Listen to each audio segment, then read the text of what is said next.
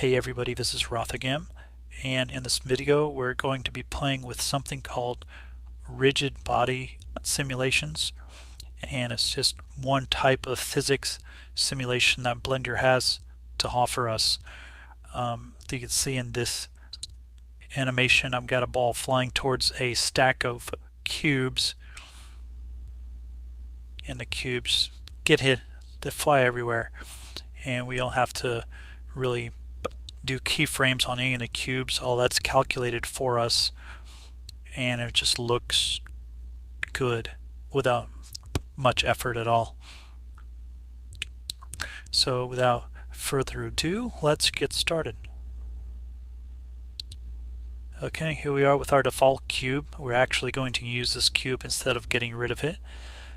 So the first thing I'm going to do is to scale it down, probably 0.2. So that's S.2, enter. And then now I'm going to raise it up 0.2. So G, Z, 0.2, enter. And that places the cube right on the ground. Now, the next thing I'm going to do is something called applying the scale. So we scale this cube smaller, and we can see if the scale here says 0.2, in order for the physics calculations to properly work, we've got to apply the scale and kind of reset these numbers. To do that, we just do Control A, and the apply menu comes up. We're just going to do apply scale, and you can see the numbers all reset back to 1, which is what we want to see. Okay, with the scale applied now, I can actually apply physics to this object, and there's a physics tab that looks like a circle orbiting another circle, and if you hover over it, it says physics properties. So go to that tab right there. We're going to turn on rigid body by clicking on it, and once rigid body is on our object, when you play it, it just kind of drops out of the frame. So we need some sort of ground to hold this in place. So I'm going to go Shift A, add a mesh, plane,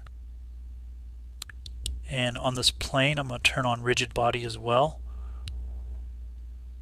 Now when I play the animation, you can see they both fall. So we have to do some settings. On the plane, the rigid body type, we're going to change it from active to passive. And if we play it now, the plane stays still and the cube is resting on top of it, not going anywhere. Okay, let's scale this up a bit. I'm going to go scale 3, enter. Okay, I'm going to duplicate the cube a few times here. So select it, I'm going to Shift D to give myself a duplicate, and then I'm going to right click to set it back down where it was without moving it. Make sure you're back on frame 1 down here in the timeline, and then I'm going to go G hex 0.4, enter. Click on that center cube again and do Shift D one more time, and this time I'm going to go G hex negative 0.4, enter. And I've got 3 cubes sitting right next to each other now. All of them have rigid body turned on. So I must select all 3 cubes, Shift D again. This time I'm going to press Z, 0.4, enter.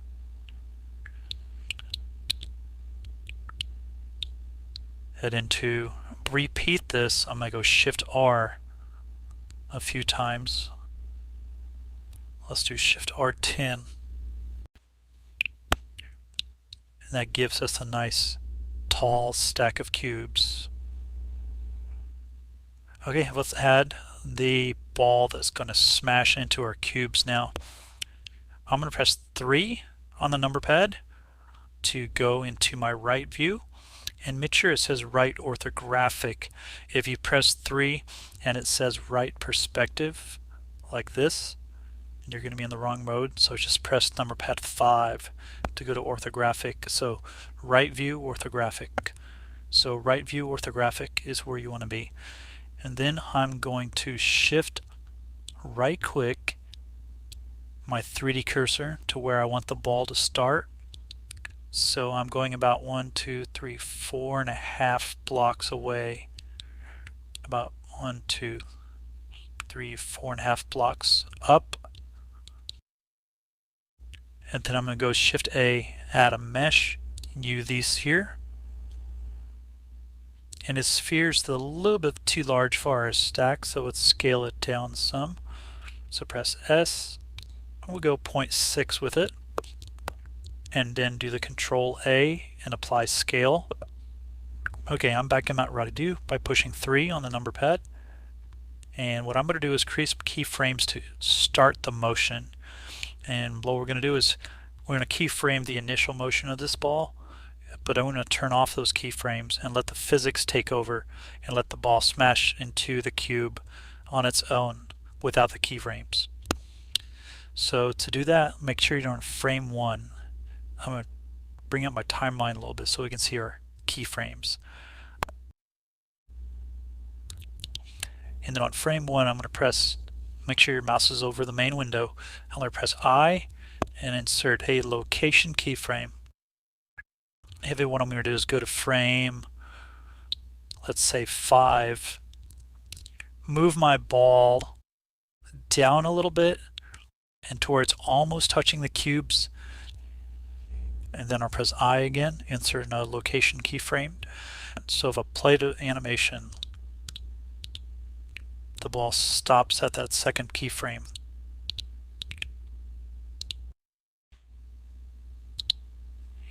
So we're going to animate another property on this thing, but first let's go ahead and add a rigid body to it. Okay, so let's go back to frame 5, and we're going to check where it says animate it, and make sure you're on frame 5, and over that check mark where it says animated, I'm going to press high, and it turns it into a keyframe. You see a diamond shell up here, and it turned yellow on you. So yellow means that there's a keyframe on that frame for that object. And then we go to the next frame, frame 6. I'm going to turn off animated, and while hovering over that box still, I'm going to press I again.